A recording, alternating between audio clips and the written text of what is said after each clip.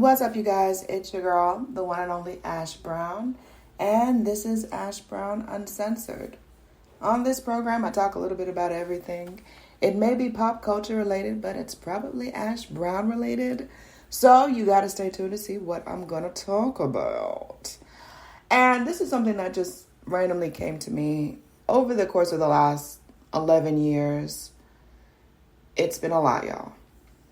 It's been a lot. 11 years without my mama has been pretty rough. It's been unlike anything I've ever seen or experienced. And this December will be 11 years that she's been gone. And it still seems surreal. Absolutely surreal. But I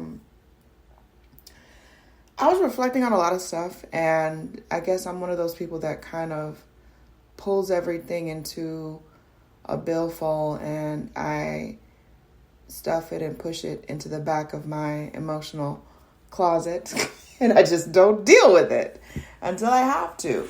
And I woke up this morning not necessarily enraged, but a little ticked off. And as I was just unpacking some of the things that have transpired in the last 11 years, one of the things that really kind of ticked me off because it was just so brazen and bold and disrespectful and just completely self-absorbing was I had a relative, and I say relative very loosely because I've never taken a blood test to verify I am related to this person because some of the stuff that they do I just don't agree with, and I would never do myself, but that's just me.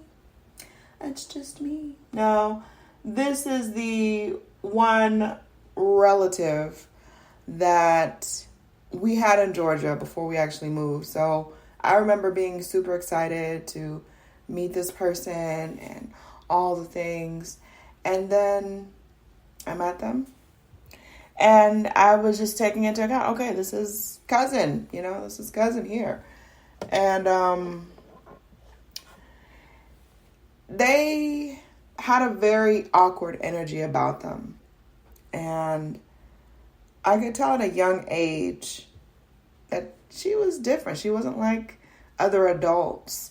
And it was almost like she was awkward around kids, maybe. Which was strange because she had a lot of nieces and nephews. But she was just definitely awkward around us, didn't really spend too much time with us or around us and things of that nature. And as time went on, she was not a warm, friendly person. She didn't come around often. If she did come around, it was some self-serving reason that she was coming around.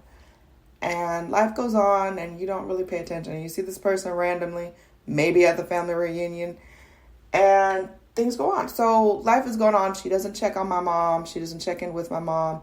She doesn't know what's going on. She just knows that my mom is sick.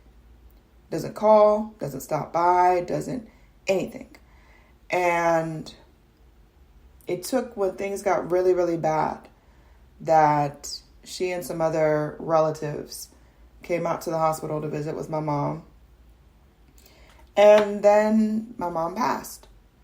So she passed December 31st. And honestly, I can't even remember. Like, my head was just spinning at that time. I believe it was the following week. Yeah, it had to be the following week. The Saturday was the funeral. So the funeral was going on, and you guys know that they have that section where they're asking people to come up and say a few words about the dearly departed and, for us to go on with life and everything. And they go through and so many people come up and they've got words to say about my mom and, sharing memories and all these fine things. Everybody goes through. And, the guy that was helping out was like, does anybody else want to say a few words? Anybody want to share any words? Nothing. Crickets. And so they continue on in the program. So as they continue on in the program, this relative, who again, I've never verified that we're blood relatives because her mother is also the one that told me that I had signed over my life to the military so that they could ship me overseas to die. They were going to kill me. And that's a whole nother thing, which is probably why she is the person that she is today. But that's neither here nor there. So out of nowhere, this person gets up and starts walking towards the podium. So they're like, okay, she's got something to say. Okay. She walks past the podium, y'all. Walks up on the pulpit. Okay. Oh, now you want to be a pastor? Now you want to be a pastor. I just remember in my mind, like, that took some balls. You are bold AF to bypass the podium that they had set up for everyone, that you saw everyone speaking at. You saw everybody walking up to that podium, speaking into the microphone, good as gold. You wanted to take center stage at my mother's funeral.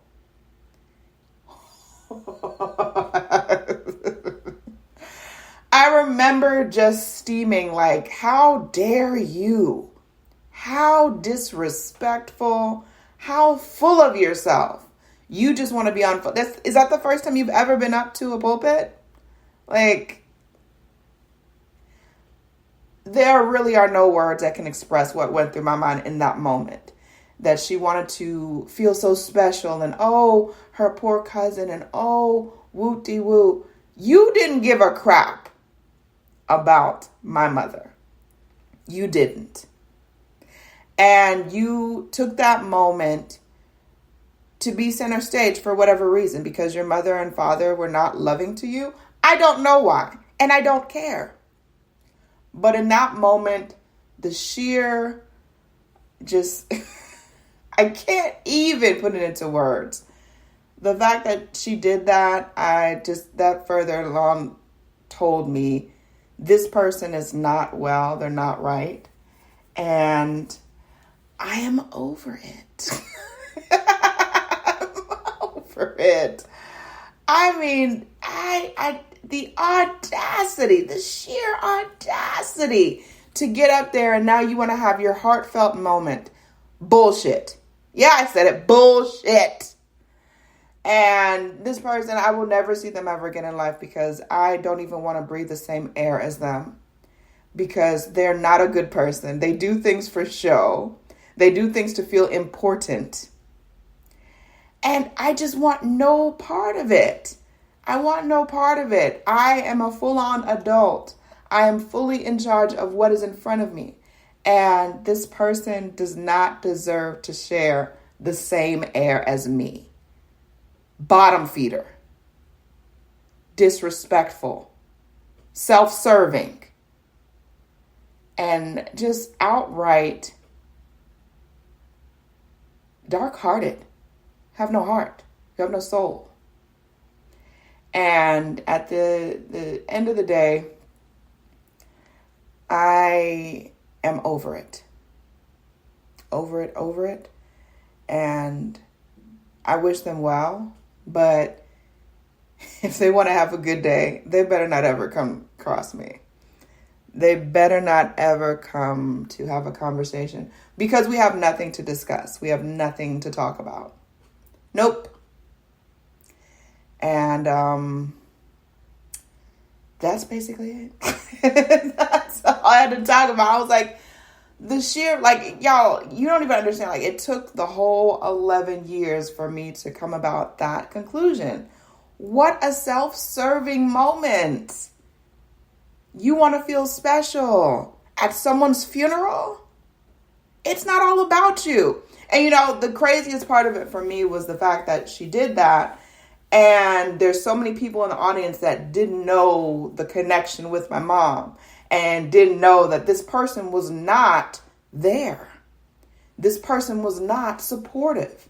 This person did not extend a hand. And you want to do this publicly at a funeral to absolve yourself of guilt or whatever else that you're feeling.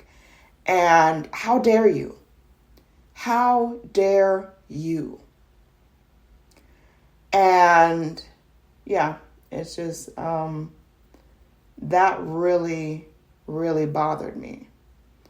And I buried that. I had forgotten about it, honestly.